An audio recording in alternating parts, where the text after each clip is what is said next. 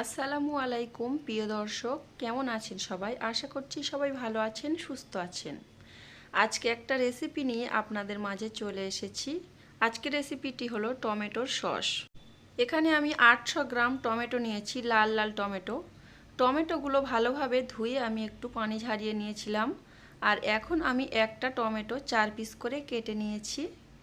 বাজার থেকে ভেজাল নামি দামি ব্র্যান্ডের টমেটো সস কেনার থেকে রুমে কিন্তু টমেটো সস বানিয়ে খেলে অনেক স্বাস্থ্যকর হবে। যে কোনো নুডলস বা পকোড়া বা সিঙ্গাড়া এগুলোতে বাচ্চারা কিন্তু টমেটো সস খেতে বেশি পছন্দ করে। কেটে রাখা টমেটোগুলো আমি সিদ্ধ করতে দিয়েছি, কিছুটা পানি দিয়েছি আর সাথে লবণ দিয়েছি।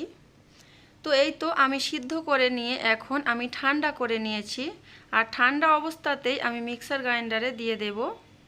মিক্সার গ্রাইন্ডারে দিয়ে আমি ওগুলোকে পেস্ট করে নিয়েছি। আর এখন আমি একটা ছাঁকনির সাহায্যে ছেঁকে নিচ্ছি।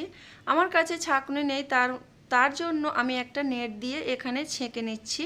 আর চামচ দিয়ে ঘুরিয়ে ঘুরিয়ে দিচ্ছি যাতে টমেটোর পিউরিগুলো নিচে পড়ে যায় আর খোসাগুলো ছাঁকনিতে আটকে যায়। টমেটোর পিউরিগুলো নিচে চলে গেছে। এখন আমি কি করেছি, একটু তেঁতুল ভিজিয়ে রেখেছিলাম আগে থেকে, আর তেঁতুলের পিউরিটাও টমেটোর পিউরির মধ্যে চলে যাবে সেই ব্যবস্থা করেছি। ছাঁকনিতে দিয়ে একটু ছেঁকে নিচ্ছি। এই যে দেখতেই পাচ্ছেন এখানে কিন্তু তেঁতুলের ছিবড়েটা বেরিয়ে গেছে। এখানে আমি ইন্ডাকশন ওভেনে ফ্রাই প্যান বসিয়ে দিয়েছি। টমেটো আর তেঁতুলের যে পিউরিটা বের করেছিলাম ওটা আমি ফ্রাই প্যানের মধ্যে দিয়ে দিচ্ছি। আমার চ্যানেলে আরও একবার টমেটো সস রেসিপি আপনাদের সঙ্গে শেয়ার করেছিলাম, চাইলে আপনারা ওই রেসিপিটি ফলো করতে পারেন বা অথবা এই রেসিপিটিও আপনারা ফলো করতে পারেন যারা না জানেন তারা। আর যারা জানেন তাদের কাছে তো কোনো ব্যাপার নয়।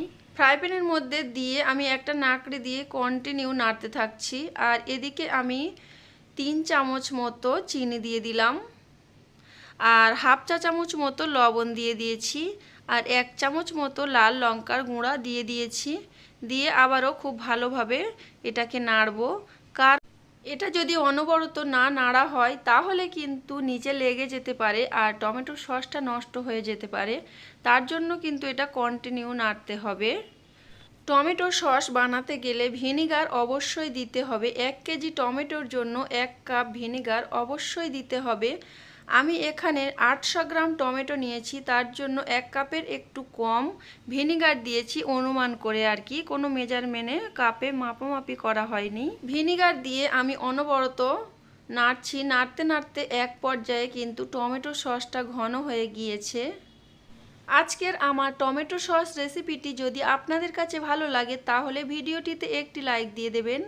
নতুন করে যারা দেখছেন তারা চাইলে আমার চ্যানেলটিতে সাবস্ক্রাইব করে আমার চ্যানেলের সঙ্গেই থেকে যেতে পারেন।